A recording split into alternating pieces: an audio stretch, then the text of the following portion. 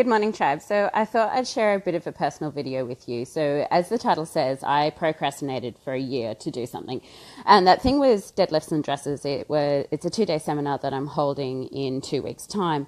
But I want to be really honest with you guys. I had this idea 2 years ago, and somebody else has actually come up with something very similar. And it just makes me think, if only I'd actioned this a year ago, things would be totally different.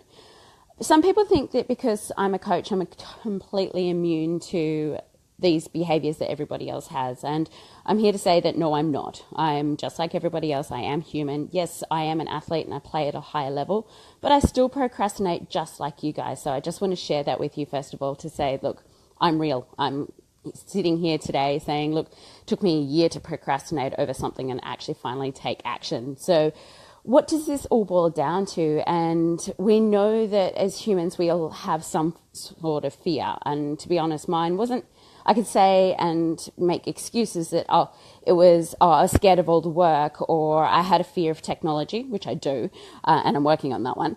But it was honestly a fear of judgment. Like, what if people didn't turn up to my seminar, or what if I failed, or what if I wasn't good enough? And then I'd fail in front of all my peers, and it'd be quite evident that maybe I'm not as good of a businesswoman as I like to think I am. So, and I just want to say hi, there's a few people on, Emma, Erica, Ari, and Sam.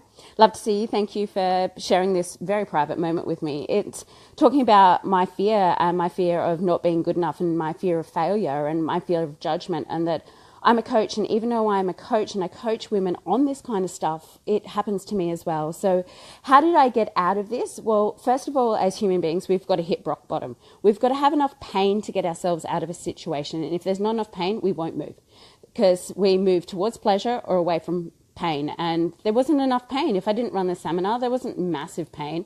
Yes, I wasn't fulfilling my purpose, but it wasn't a big enough pain. And for me, the pain that kicked my butt and leveraged me moving forward was the fact that I got selected for Worlds.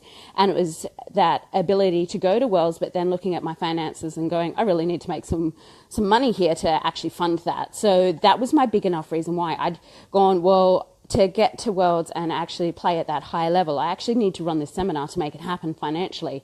So that was my rock bottom. So my question to you now is, what is your pain? How much pain do you have to be in? How do you hit rock bottom before you actually take action? Because unless you hit rock bottom, you're not going to take action. And I know this, and I see it through my clients all the time. And then having a big enough reason why. Because as human beings, we need something that's going to pull us, our big why. And for some, it's about seeing their children mimic their behavior around binge eating, or it's not turning up authentically to your partner because you've got this binging behavior. Or for another client, it was for her mum who's passing away from cancer. And we know that that's going to happen, but she was binging. And obviously when you're binging, you've got this funny headspace that it means that she doesn't be completely present at those moments that count. Her mum's only here on this earth for a little bit longer, but here she is binging because of stress, and then turning up in a weird headspace to it with her mum.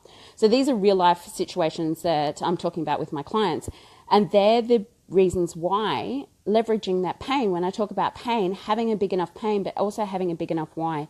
And sometimes I use children when I'm in a coaching situation with clients. I do use the children as leverage, or the partner, or the missed promotions, because if you don't have a big enough why, you're not going to do anything. I'll just be honest with you. You need to find your big reason why, because if you have a big enough why, you'll find the ways to do it. My big why was going to Worlds and funding that trip, and then leveraging from that pain. What amount of pain do you have to be in to actually change your behavior and reach out to someone like a coach like me, or actually just take action?